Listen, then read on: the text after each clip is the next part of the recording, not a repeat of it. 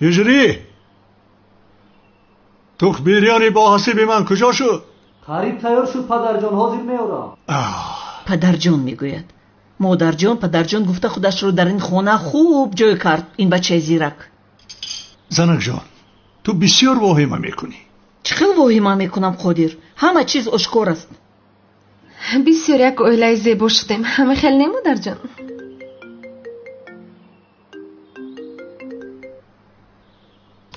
الو بابا قادر مرا شناختی؟ تو کی هستی؟ تو مرا نشناختی ها؟ آدم مگر همکارش را اینقدر زود فراموش میکند؟ رمزی هستی؟ تو کی از محبس بر اومدی ها؟ نه بر آمدم بابا قادر. با تو کارم رو حل نکرده به محبس افتیده بودم. حاضر برای حساب پرسیدن آمدم. کدام حساب؟ نصفی همه داراییت رو میخواهم. تو چیا میگویی؟ شاگردهایم رو روان میکنم، امضا بکن.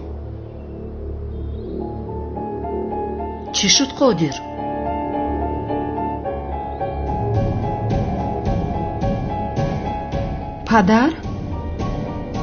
پدر چی شد؟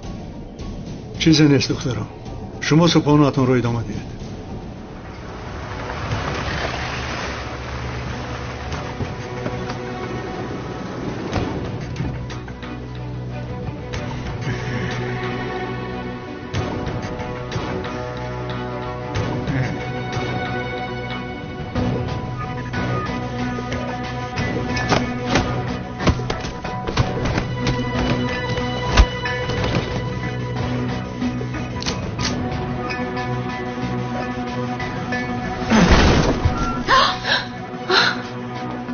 بابای قادر اکای رمزی سلام گفت. به این امضا گذار.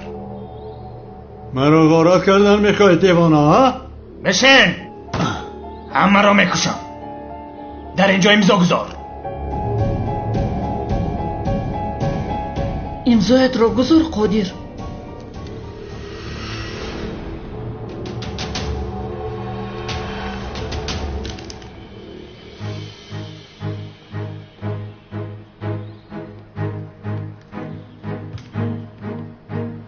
پدرم رو رها کنید. تموم است. تخمبریان پختم، شما میخورید.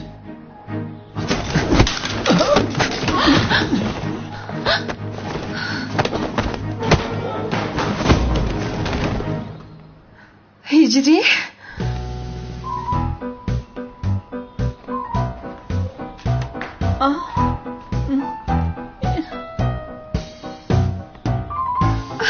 هجری؟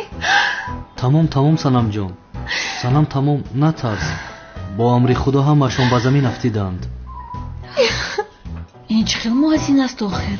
همه این آدم ها را از پا افتاند. هجری تو این رو چی کردی ها؟ با دو؟ این کاری که نمیشد آخر آنها رو با زمین افتاندی. نمیشود و بعضا میشود. پدر جان امروز شد.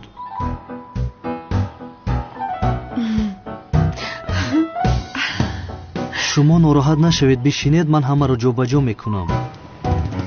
سلام اکای یارم. سلام